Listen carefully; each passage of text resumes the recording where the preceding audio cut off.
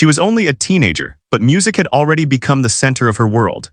Every morning she woke up before the rest of her family, quietly walked to the old upright piano in the corner of the living room, and pressed the keys as softly as she could, making sure not to wake anyone. The piano wasn't new, some keys were chipped, some notes sounded slightly dull, but to her it was perfect. It was not just an instrument, it was her friend, her escape, and the only place where she felt truly understood. Her parents were loving but busy people. They worked long hours, and sometimes they didn't even notice how long she spent practicing. She did not blame them, she understood life was hard. Instead, she practiced with even more dedication, hoping that one day her music would be strong enough, beautiful enough, to make them stop in their tracks and realize how far she had come. She imagined them listening with tears in their eyes, proud and amazed. That thought alone kept her fingers moving across the keys. She didn't have expensive teachers or world-class training like many prodigies people saw online. Instead, she learned from secondhand music books, videos, and endless trial and error. Sometimes she got frustrated and wanted to cry. There were nights when she stayed awake for hours trying to master a single passage, repeating it until her fingers hurt. Yet every time she thought of giving up, something inside her whispered softly, "Try again," and she always did. In school, she was quiet, almost invisible. While other teenagers talked loudly in hallways, laughed with friends, and played sports, she spent her breaks in the music room practicing alone. Some students didn't understand her. They thought she was strange for preferring piano keys over gossip and parties. A few even teased her, calling her the girl who talks to a piano. She would pretend she didn't hear them, but deep down, she wished someone saw her love for music the way she felt it. Her music teacher, however, saw everything. He noticed the passion in her eyes whenever she played. The way she closed her eyes, breathed with the rhythm, and let the sound guide her. He saw raw talent, not just skill but heart. He often stayed after school to listen, sometimes offering gentle advice, but more often simply allowing her to lose herself in the melody. "You are special," he once told her. She never forgot those words. At home, her room was small and plain, but one wall was covered with sticky notes, little goals she had written for herself. Learn Chopin's Etude No. 12. One day perform in front of an audience. Play with feeling, not just technique. Every time she completed one, she moved it to the opposite wall, which slowly grew into a collection of achievements she could look at with pride. It was her private gallery of victories. Despite her progress, she sometimes wondered if she was fooling herself. Could a girl from an ordinary neighborhood really become someone great? Could she stand on a stage beneath bright lights and move an audience to tears? These questions scared her, but they also pushed her. Dreams feel heavy only when they are real, she thought. One evening, she heard the sound of piano music coming from the television. A famous maestro was performing with an orchestra, elegant, confident, admired by all. His fingers flew seamlessly across the grand piano, every note clear and powerful. She watched silently, breath held, eyes wide. In that moment, something changed inside her. She did not just want to play piano. She wanted to reach that level, to perform with such control, emotion, and respect. From that night on, she practiced harder. Sometimes she forgot to eat dinner, lost track of time, or fell asleep at the piano with her cheek resting against the cold black and white keys. When she finally learned a complex piece, she would perform it for herself in the empty room as if the world was her audience. She imagined applause, bright lights, flowers thrown on stage. She imagined hearing her name announced with pride, not as a student, but as a pianist. Her dedication didn't come from wanting fame. It came from something deeper, the need to express the feelings she couldn't speak aloud. When she was happy, her music danced. When she was sad, it cried. When she felt invisible, it gave her a voice. Every note she played was like a sentence in a story her heart was trying to tell. People around her began to notice small things, the determination in her posture, the way she smiled after finishing a difficult piece, the soft confidence growing in her eyes. They didn't see a shy girl anymore. They saw someone with purpose. She didn't know it yet, but her life was about to change. Soon, an offer would arrive that would take her beyond her small practice room, beyond her school's music club, and into the world she had always dreamed of, a world where her talent would be tested, challenged, and finally recognized. The girl who once practiced alone in silence was on her way toward a stage, an audience, and a moment she would remember forever. Weeks passed, then months, and the girl continued practicing like clockwork. She didn't know that something big was quietly forming in the background, something that would push her beyond everything she had ever known. It started on an ordinary afternoon when she was practicing alone in the school music room. The sound of her playing drifted through the hallway like a river of calm water, and by chance, it reached the ears of someone important. A representative from a national music competition had come to visit the school to recruit fresh talent. He was walking by when he heard her fingers move across the keys, delicate yet confident.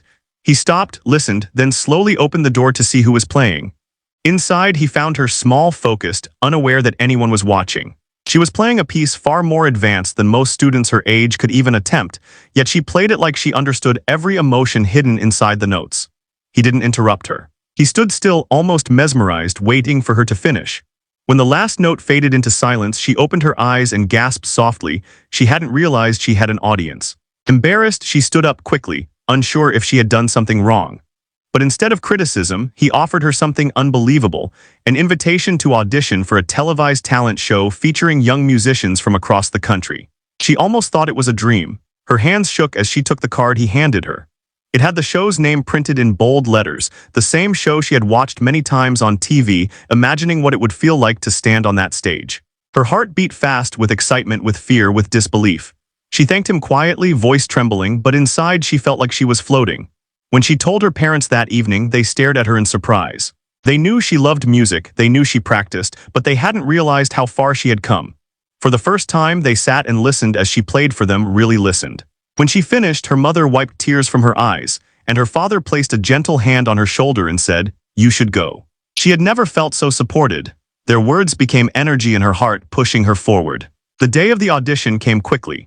She wore her simplest dress, the same one she wore to school events, nothing expensive or fancy. She tied her hair neatly, carried her sheet music in an envelope, and walked with nervous steps into a world she had only seen on a screen.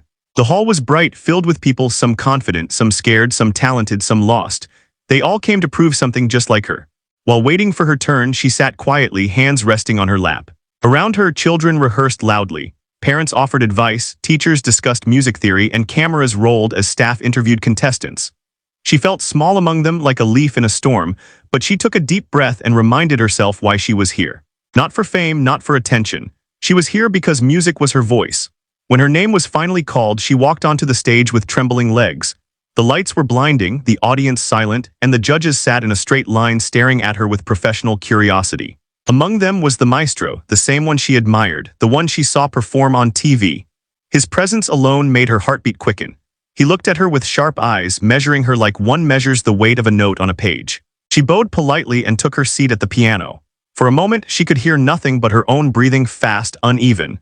Then she placed her fingers on the keys, closed her eyes, and let the music begin. The sound that flowed from the piano was soft at first, like a whisper finding courage. Then it grew stronger, richer, more alive. Each note felt like a step forward, each chord like a declaration. The judges leaned in, interest growing on their faces. The cameras zoomed closer. The world on the other side of the lens listened. When she finished, there was silence, the kind of silence that holds its breath. Then applause broke like a wave through the room. The other judges smiled, nodding with approval. But the maestro did something unexpected. He asked her what piece she wanted to perform in the live round should she qualify. She answered honestly, innocently, a piece known for difficulty, beauty, and tragedy. A piece he himself had once attempted in his early career, but famously failed to complete during a competition broadcasted years ago. Her choice hit him like lightning. His expression changed, his pride stiffened. Something inside him did not like the memory she unknowingly awakened. Still, she passed the audition with high points. She walked off stage with shining eyes, heart full of hope, unaware that fate had just placed her on the same path as the maestro, the one who would soon embarrass her publicly, the one she would silently defeat with music. She received the acceptance email 2 weeks later. It was short, formal, but powerful enough to make her sit still for several minutes, staring at the screen with wide eyes and trembling hands. She had been selected for the televised round. Her heart raced as if it had wings. She touched the email again as if confirming it was real. The stage, the cameras, the audience, it was all waiting for her. Preparation began immediately. She practiced harder than ever, sometimes forgetting to eat or sleep properly. Her parents tried to remind her to rest, but she only smiled and said, "Just a little longer." Music wasn't just notes to her anymore, it was a promise she had made to herself. The day of the live show arrived sooner than she expected. The studio was far larger than the audition hall, massive screens, cameras hanging from long arms, lights brighter than the sun. Crew members rushed around giving instructions, contestants practiced nervously, makeup artists touched up faces, and microphones were clipped to clothes. Everything moved fast, loud, and chaotic. She stood quietly in a corner, hugging her sheet music to her chest, breathing slowly to calm her shaking body. She wanted to disappear, yet she also wanted to shine. It was a strange mix of fear and hope inside her. Then she saw him, the maestro. He walked across the stage with authority, surrounded by camera staff and assistants like a king among servants. His suit was sharp, his posture perfect, his face calm but unreadable. The audience loved him, the industry respected him, and aspiring musicians feared him. His critiques were known to be harsh, brutally honest, and televised without mercy. For her, he was someone she admired deeply, at least until this moment, when admiration started to mix with nervousness. During rehearsal, he stopped near her piano and watched her warm up. She felt his gaze like a weight on her shoulders. She played a short scale, fingers slightly stiff from pressure. He spoke, voice low but firm. "You have talent," he said, "but talent is not enough. The stage will show your truth." She nodded politely, unsure if it was a compliment or a warning. As evening came, the first round of performances began. Contestants stepped onto the stage one by one.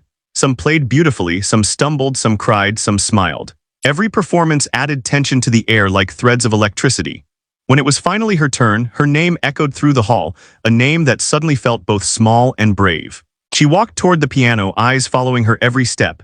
The audience murmured softly. The maestro leaned forward, hands folded, face colder than before. She sat down, adjusted the bench slightly, and placed her fingers on the keys. But before she could start, the maestro raised his hand. He wanted to speak. Her heart jumped. Cameras turned toward him, audience silent. The maestro looked at her the way a king might look at a knight about to prove their worth, sharp, strict, unblinking. "You chose a piece far beyond your years," he said loud enough for the entire hall to hear. "Many prodigies have attempted it. Few succeed. Do you believe you are ready?" The question felt like a sword. She swallowed, whispering softly into the microphone, "I want to try." The maestro's cold smile appeared slight, dangerous. "Try," he repeated. "This stage is not for trying, it is for succeeding or failing." A few people in the audience gasped. Her confidence trembled. She felt exposed, judged, almost ridiculed. She wasn't trying to challenge him, she only wanted to share her music. But now his words echoed inside her like thunder. He continued, this time with a tone that cut deeper. "You remind me of myself at your age," he said, "full of dreams, unaware of reality. I failed at this piece and I had more experience than you." He leaned back, "So let us see if you can do what I couldn't, or if this moment will become your humiliation." Whispers spread through the hall. Some audience members looked sympathetic, others curious, waiting to see if she would break. The cameras zoomed in close to her face, capturing her fear, her confusion, the shine in her eyes that was dangerously close to tears. She stared at the keys. They blurred for a moment through her watery vision. She could back out now, walk off stage, avoid embarrassment, escape the spotlight. No one would blame her. But then she remembered the mornings she practiced quietly, the nights she fell asleep on the piano, the goals on her bedroom wall. She remembered the teacher who believed in her, the parents who finally saw her, and the younger version of herself who dreamed of this moment. Slowly, she wiped her tears with the back of her hand. Her voice was small but clear. "I will play," she said, "even if I fail." The audience fell silent. The maestro raised an eyebrow, surprised by her courage and maybe a little challenged by it. She took a breath deeper than any she had taken before. Her fingers hovered over the keys like wings ready to fly. This was more than music now. This was her moment, her rise, her fight. The first note was about to decide everything, not just what the world thought of her, but what she thought of herself.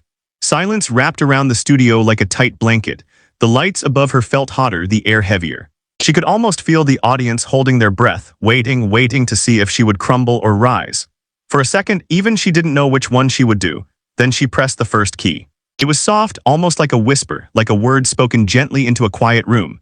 But that one note carried everything: fear, hope, courage, memory.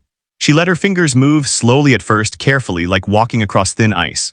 Each note grew steadier, clearer, braver. The hall was silent, no shuffling, no coughing, no movement.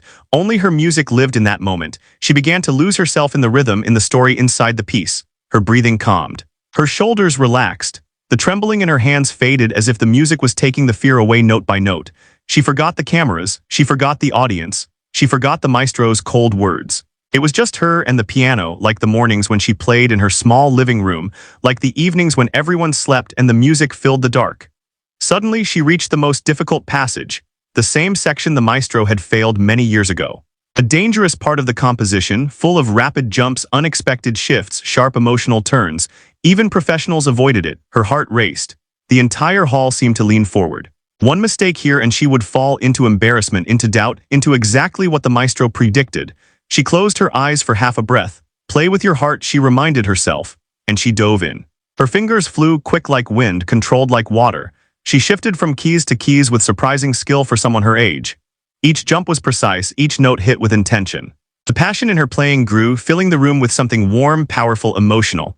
It wasn't perfect, but it was alive. Real. The audience watched, stunned. Some people whispered, "She's doing it. She's not breaking." A camera captured the maestro's face, stiff, unreadable, but his eyes were not calm anymore. Something old stirred inside him, like a memory he wished he had buried deeper. She reached the final stretch.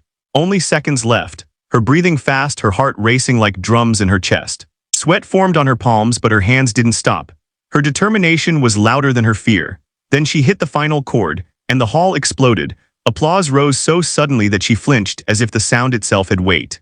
People stood from their seats, cheering, clapping, shouting her name. Some even wiped tears from their eyes, moved by the courage they had just witnessed.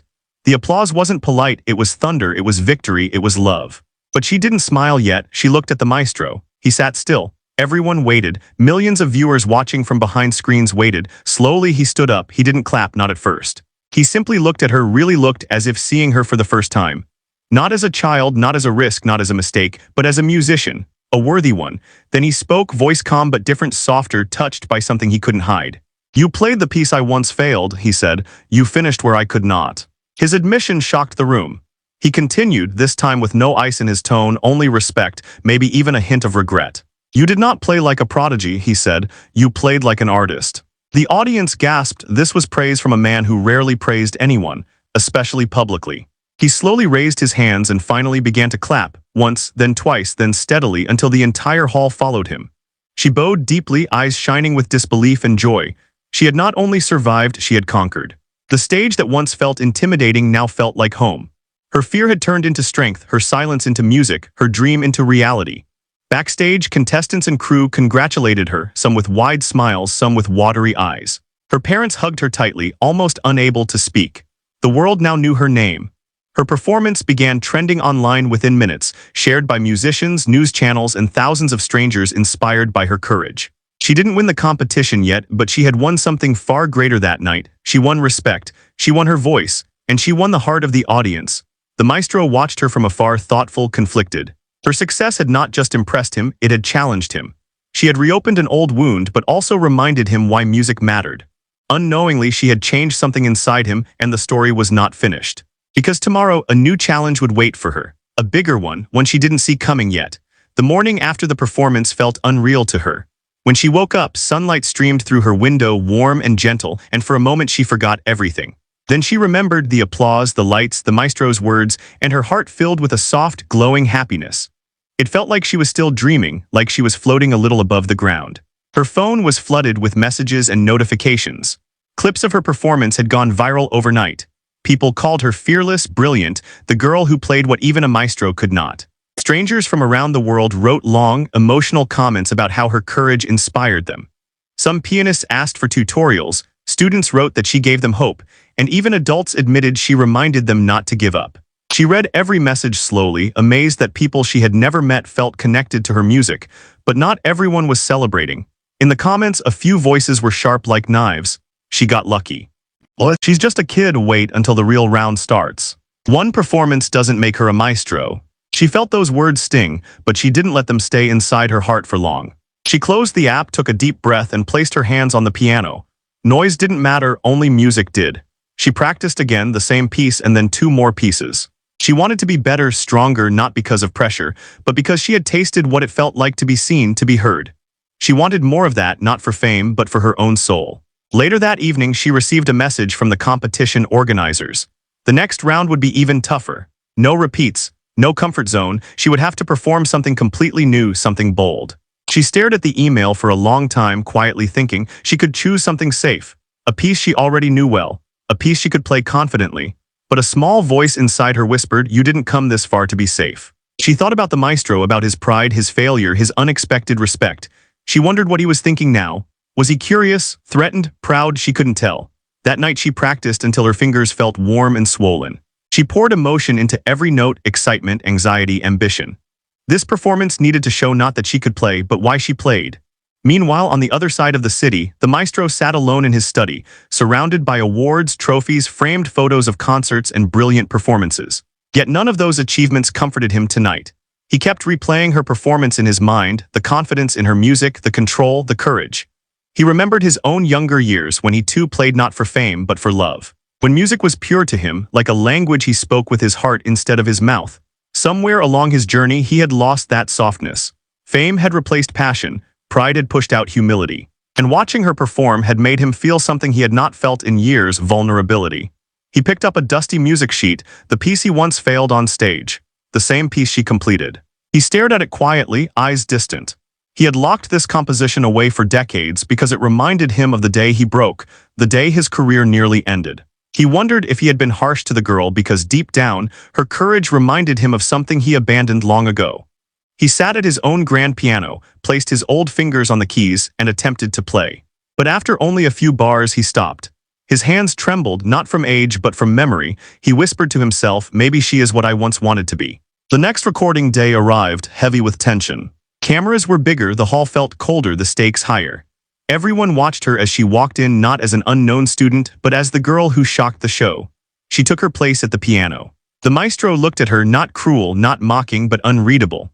His eyes followed her every move. It was impossible to tell if he wanted her to succeed or fail. The host announced that she had chosen one of the most emotionally complex pieces for this round. A piece known for fragile moments and explosive power, demanding both technique and soul. Some audience members gasped. Musicians raised eyebrows. Even judges shifted in their seats. Choosing such a piece was a risk, a big one. She adjusted the bench, inhaled deeply, and placed her fingers on the keys again. Not shaking this time, steady, focused, ready. She didn't want to play to win, she wanted to play to feel, she wanted to play to speak. She wanted the world to know her heart, not her skill alone. The hall fell silent again. The next moment would decide everything: her future, her identity, her place in the music world. And with one slow, emotional stroke of the first key, the journey continued.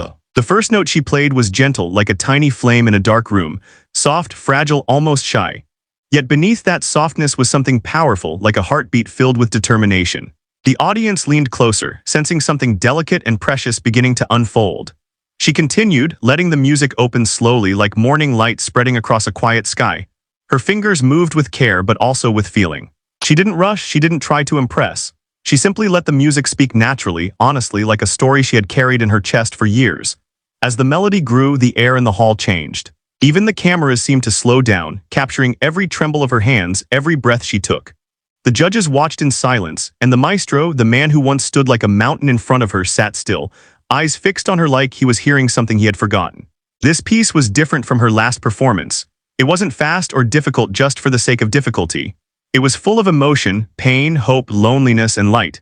Playing it felt like opening her heart for the world to see. She remembered nights she practiced alone, when tears fell onto the keys because the world felt too heavy for her young shoulders. She remembered mornings she fought sleep just to learn one small passage. She remembered every moment she almost gave up and how she never actually did. And now every one of those memories became music. The quiet passages were like whispers of her childhood, uncertain, gentle, delicate. The powerful passages were like storms, loud, burning, alive with fear and courage. The audience didn't just hear her, they felt her. When she reached the middle section, the one pianists often struggled with, she closed her eyes. Her fingers ran across the keys as if they had known this path forever. The music suddenly burst forward, strong, rushing, unstoppable, like a river breaking free from stone. Gasps echoed through the hall. The judges leaned closer. Some audience members pressed hands to their chests, unable to look away. And then she reached the climax. Her final notes rose like wings, bright, emotional, trembling with beauty. They soared through the room, filled every corner, then fell into silence like snow. A silence so deep it felt like time had stopped. No one moved, not a breath, not a whisper, not a sigh. It was as if the entire hall had forgotten how to react. They weren't prepared for what she gave them: raw heart, unshielded soul, pure truth. Then someone in the audience stood up. A slow clap, then another, then another. Within seconds, the entire hall exploded, louder than before, so loud she almost stepped back. People didn't just clap, they cried, they cheered, they shouted her name like a victory anthem. Some judges wiped their eyes, trying to hide emotion.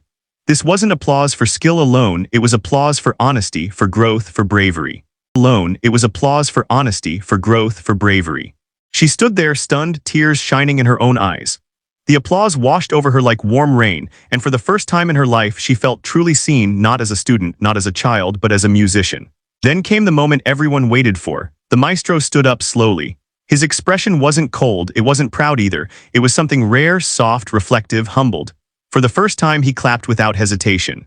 Not as a judge but as a fellow artist. When he spoke, the hall fell silent instantly. Music, he said, voice steady but shaken, is not conquered by age or title, it is conquered by courage. He looked directly at her, eyes deep with something almost painful. You did what many fail to do, he continued. Not just play but feel, you reminded us all why we began this journey.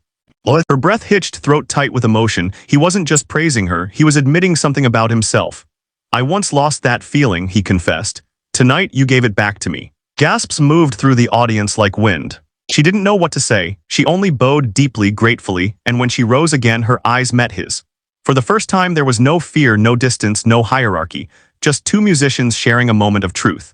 She had earned his respect. She had changed him not with force but with music, and the world watching them knew this wasn't just entertainment. This was history, but the story wasn't finished because victories bring attention. And attention brings pressure. In the next round she wouldn't only be facing music, she would be facing expectations, jealousy, media, and herself. And the maestro, now moved, now inspired, wasn't ready to disappear from her path. Not yet. The world changed quickly after that night. Her performance spread everywhere, TV highlights, interviews, articles, reaction videos. Headlines called her the girl who awakened the maestro and the heart behind the piano. She became an overnight name, loved by many, discussed by millions. But with fame came new shadows. People compared her to older, more experienced artists. Critics wondered if she could stay consistent or if she had reached her peak too early. Some said she was a miracle, others said she was only a temporary spark. Statements like these began filling her mind like cold wind slipping through cracks in a window. She practiced harder, but now the music felt heavier. Not because she loved it less, but because so many eyes watched her every move. What was once her escape was becoming a battlefield she had to win again and again. One evening, after a long rehearsal, she sat alone in the empty hall. The piano lights were off, leaving only soft shadows stretching across the stage. She placed her hands on the keys and tried to play, but nothing came out. The notes that once felt like wings now felt like stones. Was she becoming what others expected? Was she losing the girl who played for joy? As she sat silently, she heard footsteps. Slow, steady, familiar, she looked up. It was the maestro. He approached without speaking and sat beside her on the bench, not as a judge, not as a legend, but as another soul who knew the weight of the piano too well. For a moment they sat without words, just breathing into the quiet. Then he spoke softer than ever before. You look tired. She didn't deny it, her shoulders dropped slightly. I don't know if I can keep this level forever, she whispered. People expect too much. He nodded as if he understood every word. When I was young, he began, I believed perfection was everything. I practiced until my fingers bled, until music became pressure instead of peace. I played not to feel, but to impress. He looked at his own hands, old now, lined with years.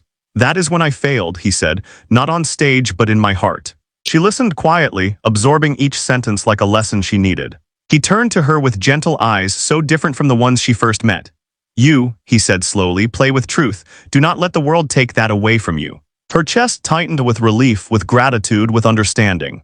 She finally looked up at him fully. Why did you embarrass me? She asked, voice small but brave. That day before I played, why were you so hard on me? The maestro inhaled deeply, a breath filled with old pain. Because I saw myself in you, he confessed, and I feared you would make the same mistakes I once made. He paused, emotions rippling through his expression. But you didn't, he said. You played with heart, something I had lost long ago. Silence again, but now not heavy, soft, healing. She smiled weakly, the kind that came after understanding something important. I don't want to be perfect, she said. I just want to be real. He nodded slowly, respectfully. That is what makes you great. Then unexpectedly, he reached into his coat and pulled out a folded music sheet, old, worn, fragile. He placed it gently in front of her. This, he said quietly, is the piece I never mastered. The one that defeated me. She stared at the paper, yellow edges, faded ink like history sitting between them. I want you to learn it, he continued, not to beat me, not to prove anything, but because I believe you can finish what my life left unfinished. Her breath trembled. It wasn't just music he was giving her, it was trust, pride, legacy. She accepted the sheet with both hands, holding it like a treasure. The maestro stood to leave but paused, turning back with one final truth. You are not just a student anymore, he said. You are a musician, one who carries the future. When he left, she remained seated, staring at the music that had scarred him for decades. She touched the notes gently as if they were fragile memories she must heal. She wasn't scared this time. She felt ready not because she was perfect, but because she understood herself now. Tomorrow she would begin practicing a piece shaped by failure, regret, and buried dreams. But when she would play it, she would play not just for herself. She would play for him, for every musician who felt broken, for everyone who dared to continue anyway. The next weeks became a quiet storm of discipline. Every morning she woke before sunrise, placing the old sheet music on her stand as if it were something sacred. The notes looked like a language carved from pain and brilliance, uneven, unpredictable, unforgiving. This wasn't a piece written to entertain, it was written to challenge, to expose a soul. Now she had to carry two souls, her own and the maestro's. She practiced slowly at first, breaking the composition into threads. Some parts felt impossible, almost cruel. She stumbled, failed, started again. There were moments she rested her forehead against the piano, exhausted, breathing with shaky lungs. Yet she always came back, not out of obligation but out of devotion. Every mistake drew her closer, every correction made her stronger. Some evenings she cried quietly, not because she was weak, but because she wanted to honor the music fully. To understand it, not just play it. The night of the final competition arrived like destiny knocking on a door. The hall glowed with golden light, far grander than before. Cameras filled every corner, and reporters whispered about the girl who carried the maestro's unfinished piece. Everyone came not just to judge her performance, but to witness a story ending or beginning. Backstage, she sat with closed eyes, sheet music resting on her lap like a heartbeat. The air smelled of polish and stage lights. Her hands were not steady, but her heart was quieter than ever. She walked toward the stage as if walking into fate.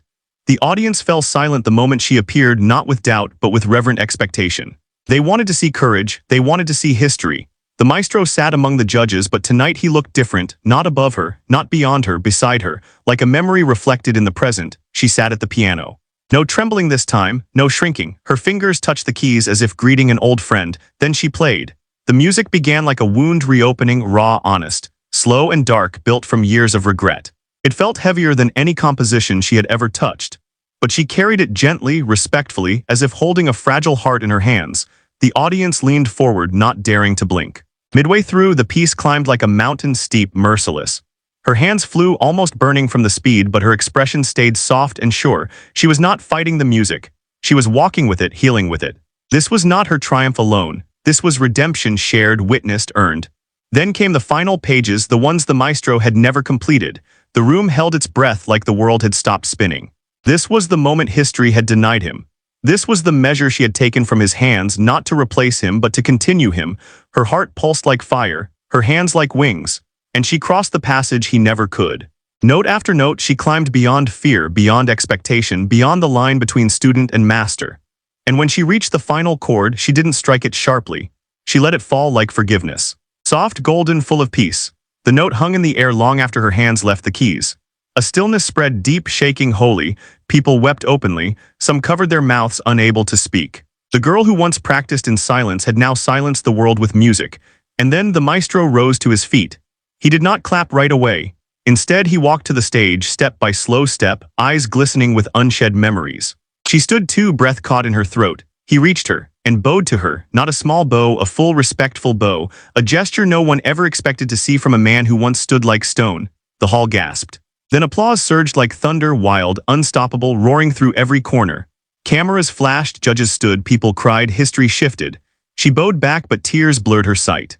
The maestro took her hand, gentle, trembling, and whispered just loud enough for the world to hear. "You did not finish my piece, you transformed it." Her tears finally fell, warm, free, unashamed. That night she didn't win a trophy. She won something far greater. She won the piece that broke him. She won the moment that changed him. She won the stage that once scared her. She became not just the girl who played, but the pianist who healed music. And long after the applause faded, long after lights dimmed and seats emptied, the final chord still lived in hearts, in history, in two souls connected by one piano. A past completed. A future born. A story never forgotten.